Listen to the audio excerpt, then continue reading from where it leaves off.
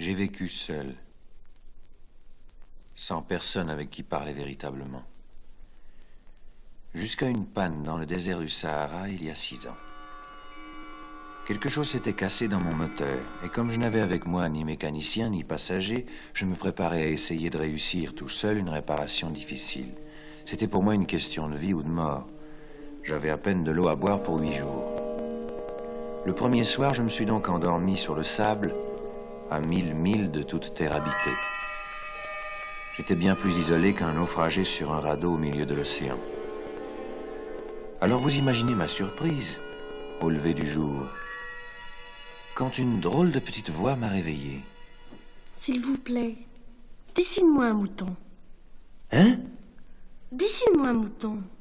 J'ai sauté sur mes pieds comme si j'avais été frappé par la foudre. J'ai bien frotté mes yeux, j'ai bien regardé. Et j'ai vu un petit bonhomme tout à fait extraordinaire, qui me considérait gravement. Il ne semblait ni égaré, ni mort de faim, ni mort de fatigue, ni mort de soif, ni mort de peur. Il n'avait en rien l'apparence d'un enfant perdu au milieu du désert, à 1000 milles de toute région habitée. Mais qu'est-ce que tu fais là? S'il vous plaît, dessine-moi un mouton. Quand le mystère est trop impressionnant, on n'ose pas désobéir. Aussi absurde que cela me sembla, je sortis de ma poche une feuille de papier, un stylographe, et je dessinai. Il regarda attentivement. Non, celui-là est déjà très malade. Fais-en un autre. Je dessinai un autre mouton. Tu vois bien, ce n'est pas un mouton, c'est un bélier, il a des cornes. Je refis donc encore mon dessin. Celui-là est trop vieux. Je veux un mouton qui vive longtemps. J'avais hâte de commencer le démontage de mon moteur. Je griffonnai une caisse avec 3 trous d'aération et lançai. Ça, c'est la caisse. Le mouton que tu veux est dedans. C'est tout à fait comme ça que je le voulais. Crois-tu qu'il faille beaucoup d'herbe à ce mouton? Pourquoi? Parce que chez moi, c'est tout petit. Ça suffira sûrement. Je t'ai donné un tout petit mouton. Pas si petit que ça. Tiens, il s'est endormi. Et c'est ainsi que je fis la connaissance du petit prince.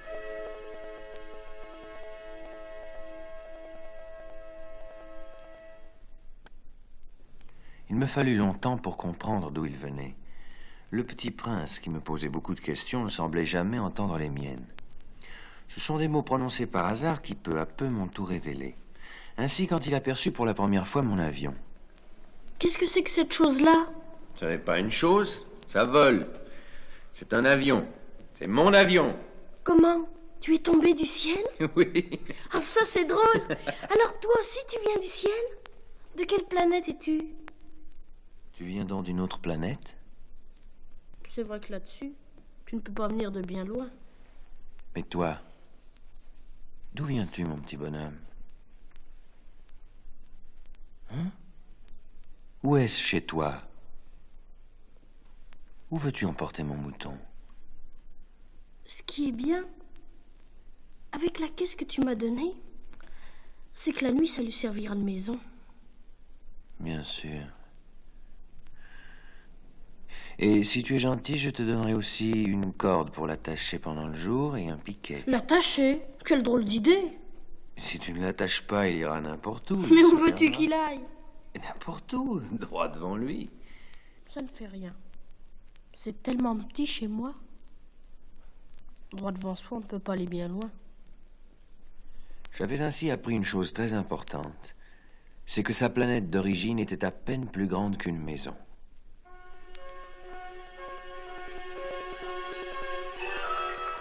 Ah, petit prince, j'ai compris peu à peu, au hasard des réflexions, ta petite vie mélancolique.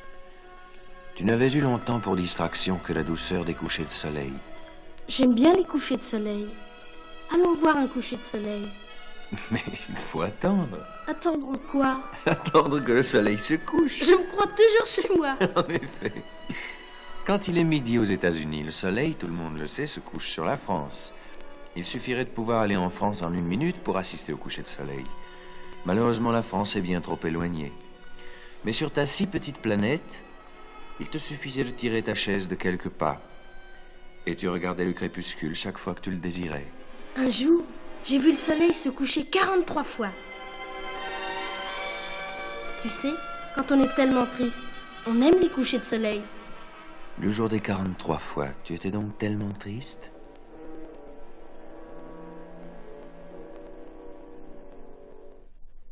Le 5e jour, j'étais très occupé à essayer de dévisser un boulon trop serré de mon moteur.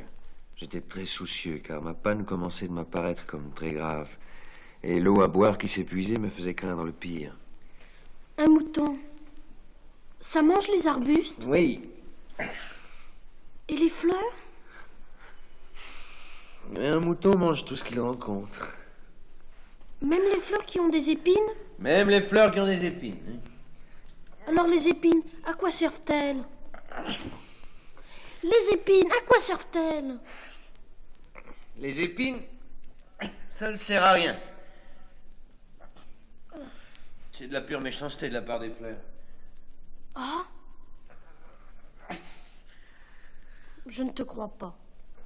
Les fleurs sont faibles, elles sont naïves, elles se rassurent comme elles peuvent. Elles se croient terribles avec leurs épines. Et tu crois, toi, que les fleurs... Mais non,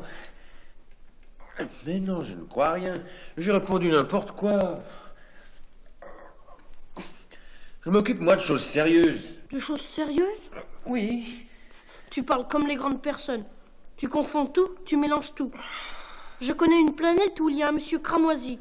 Il n'a jamais respiré une fleur. Il n'a jamais regardé une étoile. Il n'a jamais aimé personne. Il n'a jamais rien fait d'autre que des additions. Et toute la journée, il répète comme toi, je suis un homme sérieux, je suis un homme sérieux. Et ça le fait gonfler d'orgueil. Mais ce n'est pas un homme, c'est un champignon. Un quoi?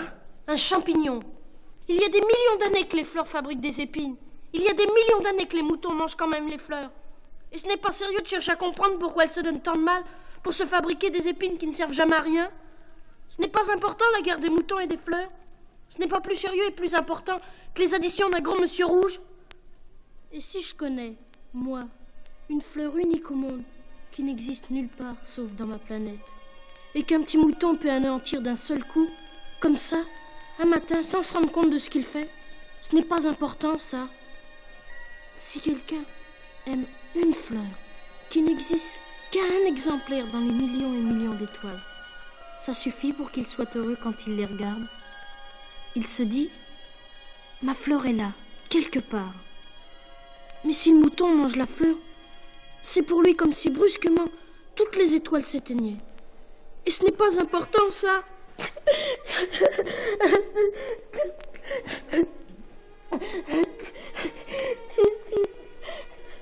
La nuit était tombée. Je devais lâcher mes outils. Je me moquais bien de mon marteau, de mon boulon, de la soif et de la mort.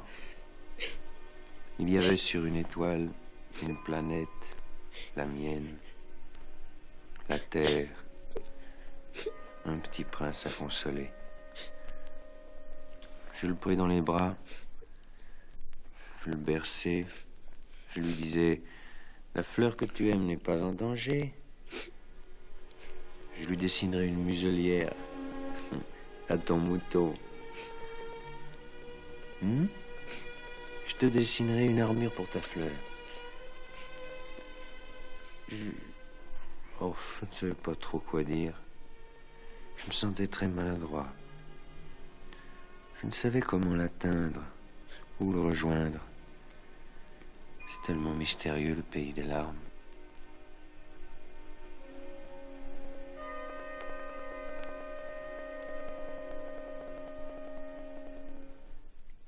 J'appris bien vite à mieux connaître cette fleur. Elle avait germé un jour d'une graine apportée d'on ne sait où. Le petit prince sentait bien qu'il en sortirait une apparition miraculeuse. Mais la fleur n'en finissait pas de se préparer à être belle à l'abri de sa chambre verte. Elle choisissait avec soin ses couleurs, elle s'habillait lentement, elle ajustait un à un ses pétales. Elle ne voulait pas sortir toute fripée comme les coquelicots. Elle ne voulait apparaître que dans le plein rayonnement de sa beauté. Eh oui, Elle était très coquette. Sa toilette mystérieuse avait donc duré des jours et des jours. Et puis voici qu'un matin, justement à l'heure du lever du soleil, elle s'était montrée.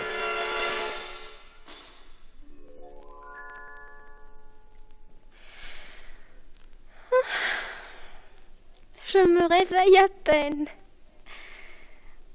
Je vous demande pardon, je suis encore toute décoiffée. Que vous êtes belle. N'est-ce pas? Et je suis née en même temps que le soleil. Oui. C'est l'heure, je crois, du petit déjeuner. Auriez-vous la bonté de penser à moi?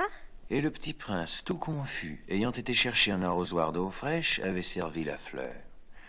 Ainsi l'avait-elle bien vite tourmentée par sa vanité un peu ombrageuse. Un jour, par exemple, parlant de ses 4 épines... Ils peuvent venir, les tigres, avec leurs griffes. Mais il n'y a pas de tigres sur ma planète. Et puis les tigres ne mangent pas d'herbe. Je ne suis pas une herbe. Pardonnez-moi. Je ne crains rien des tigres, mais j'ai horreur des courants d'air. Vous n'auriez pas un paravent? Et puis le soir, mettez-moi sous globe. Il fait très froid chez vous, c'est mal installé. Là d'où je viens... Mais elle s'était interrompue. Elle était venue sous forme de graine. Elle n'avait rien pu connaître des autres mondes. Humiliée de s'être laissée surprendre à préparer un mensonge aussi naïf, elle avait toussé 2 ou 3 fois pour mettre le petit prince dans son tort. Et le petit prince, malgré la bonne volonté de son amour, avait vite douté d'elle. Il avait pris au sérieux des mots sans importance et était devenu très malheureux. J'aurais dû ne pas l'écouter. Il ne faut jamais écouter les fleurs. Il faut les regarder et les respirer. La mienne embaumait ma planète. Mais je ne savais pas m'en réjouir. Elle m'embaumait et m'éclairait. Je n'aurais jamais dû m'enfuir. J'aurais dû deviner sa tendresse derrière ces pauvres ruses. Les fleurs sont si contradictoires. J'étais trop jeune pour savoir l'aimer. Je crois qu'il profita pour son évasion d'une migration d'oiseaux sauvages. Il arrosa une dernière fois la fleur, se prépara à la mettre à l'abri sous son globe et se découvrit l'envie de pleurer. Adieu. Adieu.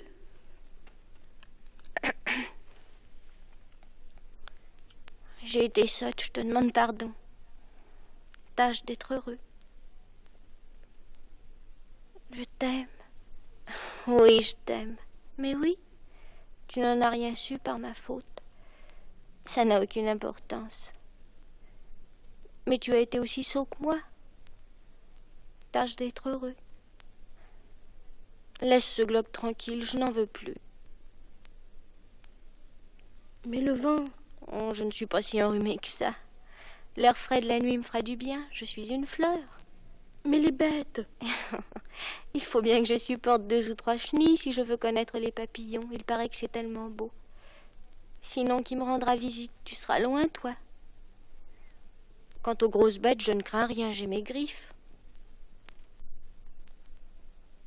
Ne traîne pas comme ça, c'est agaçant. Tu as décidé de partir, va-t'en.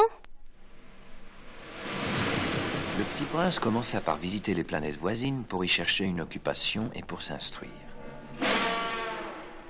La première était habitée par un roi, la seconde par un vaniteux, la troisième par un buveur, la quatrième par un businessman, le gros monsieur cramoisi de tout à l'heure.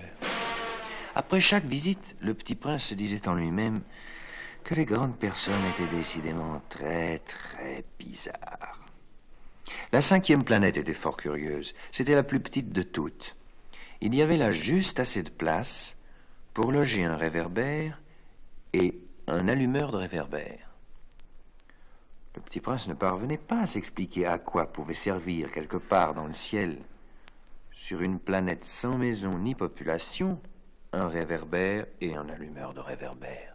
Quand il allume son réverbère, c'est comme s'il faisait naître une étoile de plus, ou une fleur. Quand il éteint son réverbère, ça endort la fleur ou l'étoile. C'est une occupation très jolie. C'est véritablement utile puisque c'est joli. Bonjour. Pourquoi viens-tu d'éteindre ton réverbère? C'est la consigne. Bonjour. Qu'est-ce que la consigne? C'est d'éteindre mon réverbère. Bonsoir. Mais pourquoi viens-tu de le rallumer? C'est la consigne. Je ne comprends pas. Mais il n'y a rien à comprendre. La consigne, c'est la consigne. Bonjour. Je fais là un métier terrible. Autrefois, c'était raisonnable. J'éteignais le matin et j'allumais le soir. J'avais le reste du jour pour me reposer, le reste de la nuit pour dormir. Et depuis cette époque, la consigne a changé? Et la consigne n'a pas changé. C'est bien là le drame. La planète d'année en année a tourné de plus en plus vite et la consigne n'a pas changé. Alors maintenant qu'elle fait un tour par minute, je n'ai plus une seconde de repos. J'allume et j'éteins une fois par minute. Ça, c'est drôle. Alors les jours chez toi durent une minute? Non, ce n'est pas drôle du tout. Ça fait déjà un mois que nous parlons ensemble. Un mois? Oui, 30 minutes, 30 jours. Bonsoir. Tu sais, je connais un moyen de te reposer quand tu voudras. Je veux toujours. Ta planète est tellement petite que tu en fais le tour en 3 enjambées. Tu n'as qu'à marcher assez lentement pour rester toujours au soleil. Quand tu voudras te reposer, tu marcheras. Et le jour durera aussi longtemps que tu voudras. Ça ne m'avance pas grand-chose. Ce que j'aime dans la vie, c'est dormir. Ce n'est pas de chance. Ce n'est pas de chance. Bonjour. C'est le seul dont j'ai pu faire mon ami. Mais sa planète est vraiment trop petite. Il n'y a pas de place pour 2. Ce que le petit prince n'osait pas s'avouer, c'est qu'il regrettait cette planète bénie à cause surtout des 1440 couchers de soleil par 24 heures.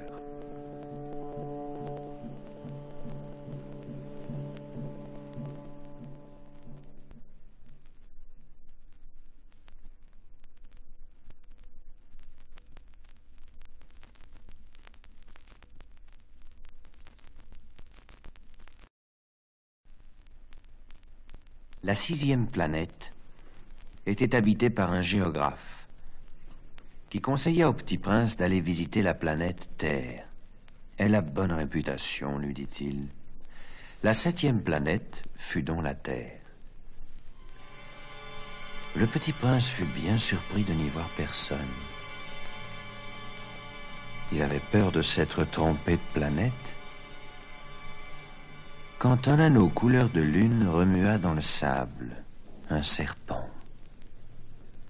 À tout hasard, le petit prince lui souhaita bonne nuit. Bonne nuit. Sur quelle planète suis-je tombé? Sur la Terre, en Afrique. Ah, il n'y a donc personne sur la Terre? Ici, c'est le désert. Il n'y a personne dans les déserts. La Terre est grande. Regarde ma planète, elle est juste au-dessus de nous. Elle est belle. Que viens-tu faire ici? J'ai des difficultés avec une fleur. Ah, Où sont les hommes? On est un peu seul dans le désert. on est seul aussi chez les hommes. Tu es une drôle de bête, mince comme un doigt. Mais je suis plus puissant que le doigt d'un roi. Tu n'es pas bien puissant, tu n'as même pas de pattes. Tu ne peux même pas voyager. Je puis t'emporter plus loin qu'un navire. Celui que je touche, je le rends à la terre dont il est sorti. Mais tu es pur et tu viens d'une étoile. Oui. Tu me fais pitié, toi, si faible sur cette terre de granit. Je puis t'aider un jour si tu regrettes trop ta planète. Je puis... Oh, j'ai très bien compris. Mais pourquoi parles-tu toujours par énigme? Je les résous toutes. Le petit prince, ayant longtemps marché à travers les sables, les rocs et les neiges, découvrit enfin une route. Et les routes vont toutes chez les hommes, et les hommes ont des jardins fleuris de roses, et les roses accueillirent le petit prince. Bonjour, Qui êtes-vous? nous sommes les roses. Ah? Et combien êtes-vous ici? 4000, 5000. Et moi qui me croyais riche d'une fleur unique. Je ne possède qu'une rose ordinaire. Il y en a 5000 comme elle, toutes semblables dans un seul jardin.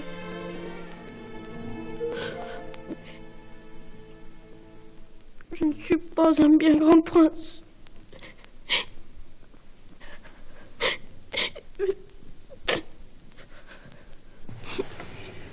Bonjour.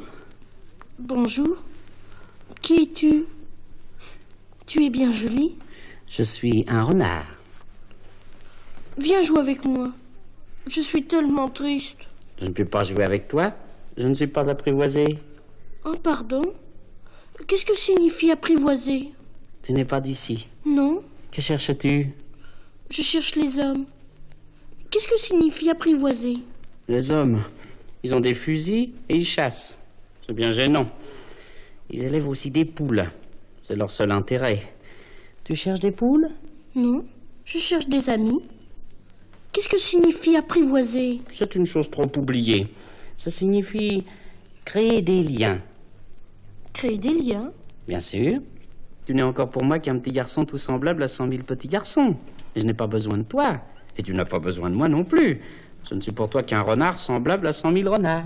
Mais si tu m'apprivoises, nous aurons besoin l'un de l'autre. Tu seras pour moi unique au monde. Je serai pour toi unique au monde.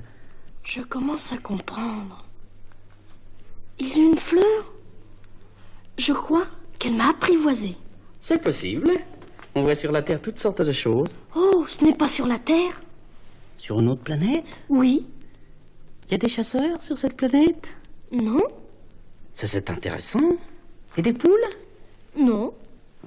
Rien n'est parfait. Ma vie est monotone. Je chasse les poules, les hommes me chassent. Toutes les poules se ressemblent et tous les hommes se ressemblent. Je m'ennuie donc un peu. Mais si tu m'apprivoises, ma vie sera comme ensoleillée. Je connaîtrai un bruit de pas qui sera différent de tous les autres. Les autres pas me font rentrer sous terre. Le tien m'appellera hors du terrier, comme une musique. Et puis regarde, tu vois là-bas les champs de blé? Oui. Je ne mange pas de pain, le blé pour moi est inutile. Les champs de blé ne me rappellent rien. Et ça, c'est triste. Mais tu as des cheveux couleur d'or. Alors ce sera merveilleux quand tu m'auras apprivoisé. Le blé qui est doré me fera souvenir de toi. Et j'aimerais le bruit du vent dans le blé. S'il te plaît, apprivoise-moi. Je veux bien, mais je n'ai pas beaucoup de temps. J'ai des amis à découvrir et beaucoup de choses à connaître. On ne connaît que les choses que l'on apprivoise. Les hommes n'ont plus le temps de rien connaître. Ils achètent des choses toutes faites chez les marchands. Mais comme il n'y a point de marchands d'amis, les hommes n'ont plus d'amis. Si tu veux un ami, apprivoise-moi. Que faut-il faire? Il faut être très patient. Tu t'assoiras d'abord un peu loin de moi, comme ça, dans l'herbe. Je te regarderai du coin de l'œil et tu ne diras rien. Mais chaque jour, tu pourras t'asseoir un peu plus près. Le lendemain revint le petit prince. Il est mieux valu revenir à la même heure. Si tu viens par exemple à 4 heures de l'après-midi, dès 3 heures, je commencerai d'être heureux. Plus l'heure avancera, plus je me sentirai heureux. À 4 heures déjà, je m'agiterai et m'inquiéterai. Je découvrirai le prix du bonheur. Et si tu viens n'importe quand, je ne saurai jamais à quelle heure m'habiller le cœur. Ainsi le petit prince apprivoisa le renard. Et quand l'heure du départ fut proche, je pleurerai. C'est ta faute. Je ne te souhaitais point de mal, mais tu as voulu que je t'apprivoise. Bien sûr. Mais tu vas pleurer? Bien sûr. Alors tu n'y gagnes rien. J'y gagne, à cause de la couleur du blé. Va revoir les roses. Tu comprendras que la tienne est unique au monde. Tu reviendras me dire adieu, et je te ferai cadeau d'un secret. le petit prince s'en fut revoir les roses, comprit que la sienne était unique au monde. Puis il revint vers le renard. Adieu. Adieu. Voici mon secret. Il est très simple. On ne voit bien qu'avec le cœur. L'essentiel est invisible pour les yeux. L'essentiel est invisible pour les yeux. C'est le temps que tu as perdu pour ta rose qui fait ta rose si importante. C'est le temps que j'ai perdu pour ma rose. Tu deviens responsable pour toujours de ce que tu as apprivoisé. Tu es responsable de ta rose. Je suis responsable de ma rose.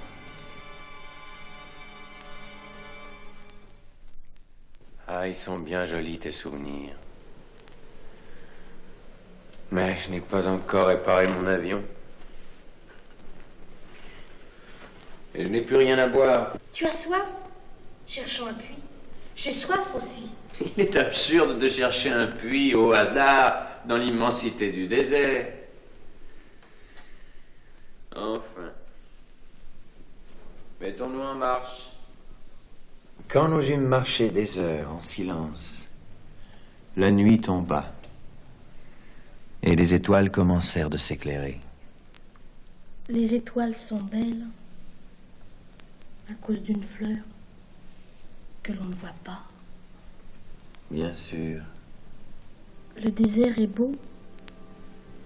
Ce qui embellit le désert, c'est qu'il cache un puits. Quelque part. Le petit prince s'endormait. Je le pris dans mes bras. J'étais ému. Il me semblait porter un trésor fragile.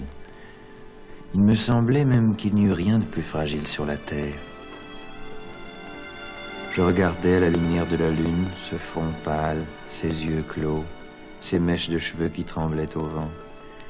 Et je me disais, ce que je vois là n'est qu'une écorce. Le plus important est invisible. Et marchant ainsi, je découvris le puits, au lever du jour. Et je croyais rêver, car c'était un puits de village. Et il n'y avait là aucun village. Les yeux sont aveugles. Il faut chercher avec le cœur.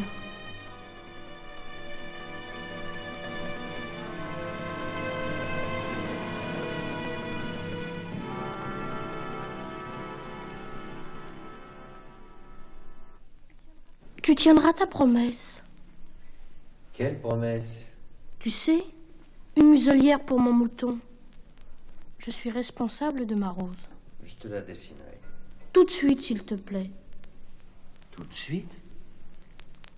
Tu sais, ma chute sur la terre, c'en sera demain l'anniversaire.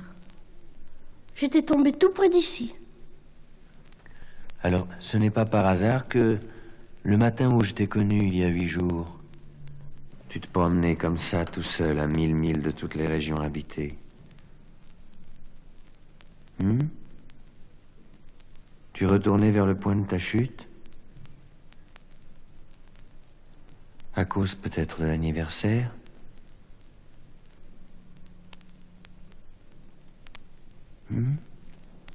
Tu dois maintenant travailler. Tu dois repartir vers ta machine. Je t'attends ici. Reviens demain soir! Je repartis en me souvenant du renard.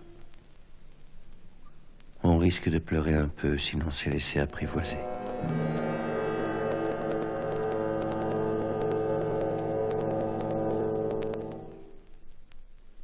Le lendemain soir, lorsque je revins de mon travail, j'aperçus de loin mon petit prince assis à côté du puits sur une ruine de vieux murs de pierre.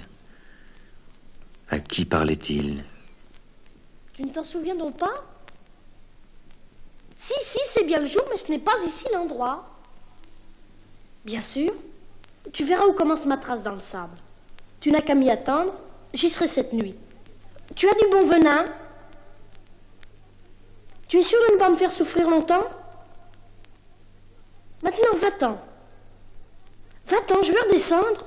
Alors j'abaissai les yeux vers le pied du mur, et je fis un bond.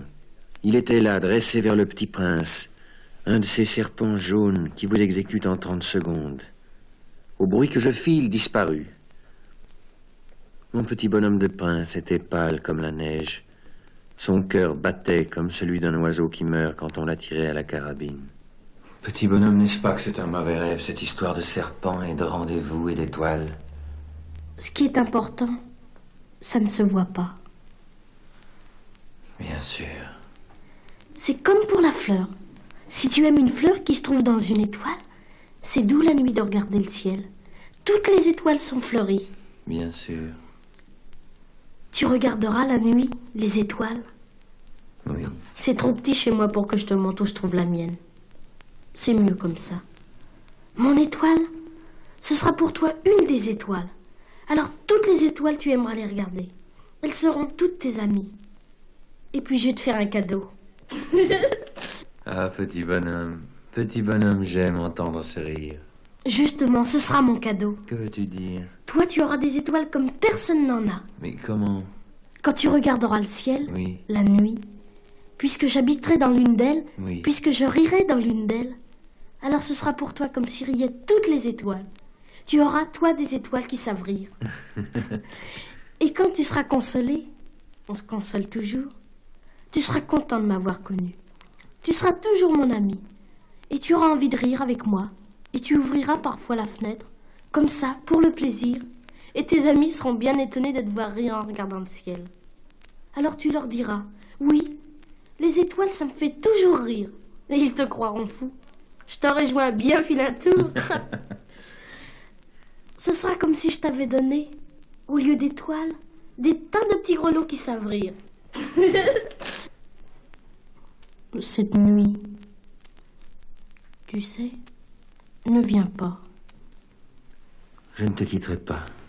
J'aurai l'air d'avoir mal. J'aurai un peu l'air de mourir. C'est comme ça. Ne viens pas voir ça. Ce n'est pas la peine. Je ne te quitterai pas.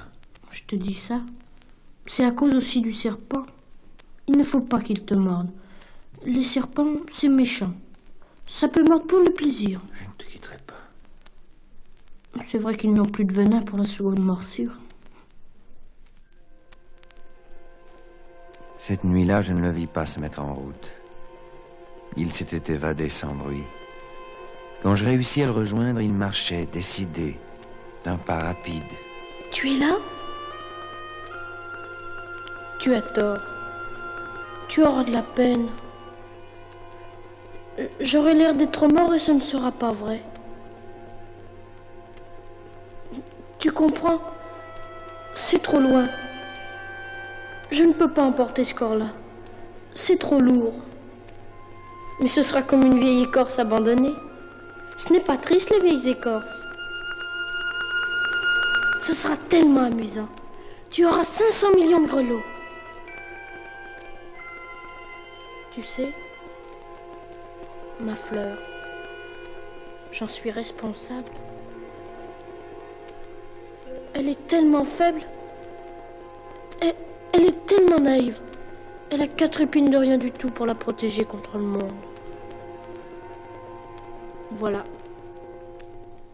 C'est tout. Il n'y eut rien qu'un éclair jaune près de sa cheville. Il demeura un instant immobile. Il ne cria pas. Il tomba doucement, comme tombe un arbre. Ça ne fit même pas de bruit à cause du sable. Ça fait 6 ans. Déjà. Si vous voyagez un jour en Afrique, dans le désert, et s'il vous arrive de passer par cet endroit où je tombais en panne, je vous en supplie, ne vous pressez pas. Attendez un peu. Si alors un enfant vient à vous, s'il rit, s'il a des cheveux d'or, s'il ne répond pas quand on l'interroge, vous devinerez bien qui il est. Alors soyez gentil, ne me laissez pas tellement triste. Écrivez-moi vite qu'il est revenu.